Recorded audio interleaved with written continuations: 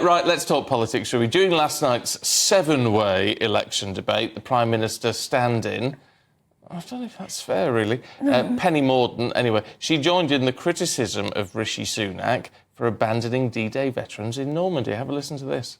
What happened was completely wrong, and the Prime Minister has rightly apologised for that, apologised to veterans, but also to all of us, because he was representing all of us. Would you have left D-Day early? I didn't go to D-Day. I think what happened was very wrong. I think the Prime Minister has apologised for that. But what I also think is important is we honour their legacy. Well, amid a bunch of bickering and there was an awful lot of talking over each other, the leader of Plaid Cymru found time to fault Labour's lack of vision. I believe that the real frustration in this election is the lack of change on offer from the Labour Party. Whether you liked him or not, there was a feeling. I was still working as a journalist back in the 90s when Tony Blair came in. At least there was a feeling of something different happening. Yeah, well, never one to go amiss, of course. The leader of Reform UK, Nigel Farage, spelled out his frustrations with today's political leaders. I think this has been one of the worst general election campaigns so far between the two main parties I've ever seen in my lifetime. It isn't just that their leaders are dull, clearly, well, very dull in the case of Labour. I mean, sort of Blair without the flair. I mean, the real leader of the Labour Party is here tonight on the stage. At least she's got some personality. That's what's being called damned with faint praise, isn't it? Isn't it just?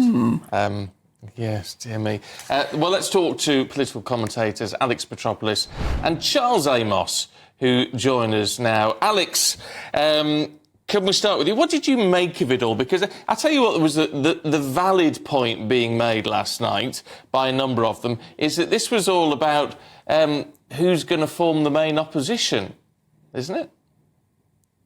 Yeah, I think that was a valid point. And you sort of already saw the smaller parties sort of lining up, and they'd do their standard, the Tories mess things up attack. They'd get that out of the way. And then they'd move on to tackling Labour. And essentially they'd go either down the path of saying, look, Labour, you're just the same as the Tories. You've just shifted to where they're going to be. We're the sensible option to the left of you.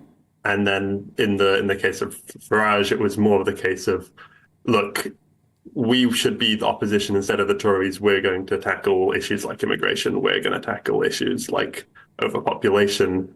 And so in both cases, it wasn't really making a case for what you had to bring. It was making a case for what Labour and the Tories didn't bring to the table.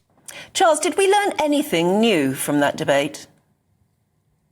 I don't think so. I think all it confirmed is that Nigel Farage is the only one who isn't part of this social democrat consensus that embraces the net zero agenda.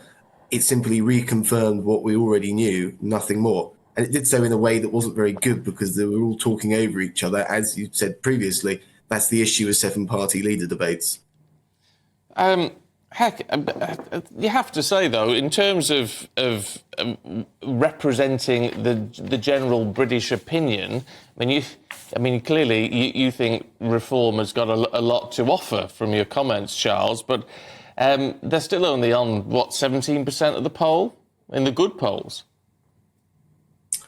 Well, that's right. But you asked what we have to learn from this debate, and I simply think it's that, it's very little. It's that the main parties all agree with each other and that reform is different. I'm not necessarily in favour of reform, but at least they are offering an alternative to the other parties, particularly, say, on immigration, where Nigel Farage set out a very robust position compared to the Conservatives and particularly all of the left-wing parties. Is everything being handed on a plate at the moment to Labour? They're playing it very carefully, you can tell, even though, Angela Rayner did get quite excited from time to time. But they're playing it very, very carefully, whereas the Tories just seem to be messing everything up, don't they? Alex? Yeah, I think that Labour are definitely playing it carefully. I think that they're almost being restricted, and they're restricting themselves in the sense that they want to. They've sort of drawn this battle line with the Tories, and they'll say as much as the Tories will say. But I think that in reality, their plans might be more ambitious than they say they are. Their plans might be slightly different from what they say they are, but they feel the need that they can't actually share the full extent or be honest with the British public about, the fact that public finances are kind of in the muck right now and won't be able to get better for a couple years. I think that there are more serious debates to be having, and there was this criticism thrown from lots of the smaller parties that the Tories and that Labour were in this coalition of silence, that were not being honest with the British public. And I think that, to be honest, that's a valid criticism with what's happening. They've sort of focused on, we can beat the Tories, we'll just agree to match them on whatever they say, and we're the sensible ones. But that's not the case. That is a valid point, Charles, isn't it? I mean, the Institute for Fiscal Studies has said that whoever gets in at the next election needs to vigorously deal with the financial situation that we're in, and that is either going to mean, according to the IFS, substantial cuts in public services or substantial tax rises. Well, I think they're right. If you look at the budget deficit in this country, it's 130 billion pounds. And I think the reason why the Labour Party is not being entirely open about their policies is because they don't want to say anything popular which might impede their lead over the Conservatives. And to be quite honest, it is actually a way of remaining honest with the electorate. If they don't make any promises or grand pledges now, then if they have to do anything that's unpopular into the future, at least they won't be breaking a promise.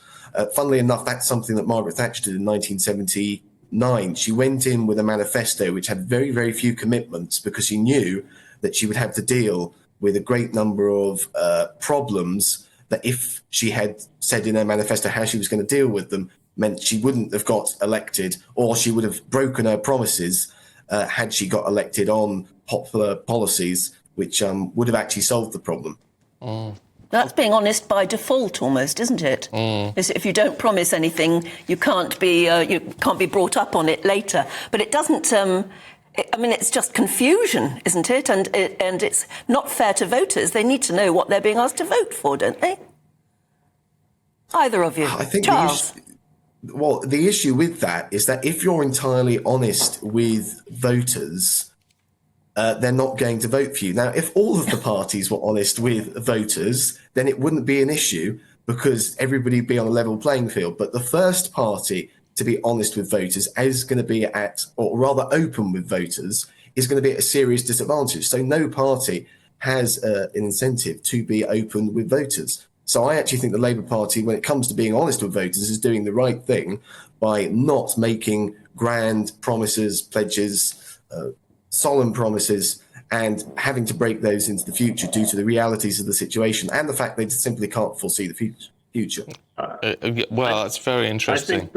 I think that, to be honest, maybe I'm a bit optimistic here, but I'd actually like one of the parties to be honest. The thing I was thinking watching the debate was, we keep getting what will you do for the NHS? Save it. What will you do for policing? Save it. What will you do for housing? Save it. We can't save all these problems. We can't fix all of the problems. What I was waiting for was for one of the parties to essentially say, look, this is our priority, and this is what is not our priority, frankly. This is what we're not going to fix for 5 years.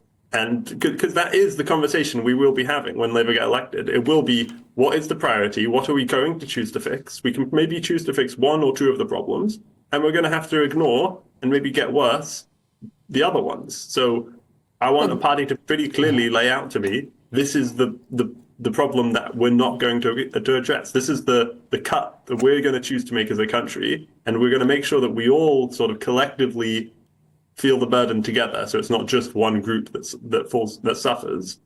Good luck finding a politician who'll say that. Yeah, it's interesting though.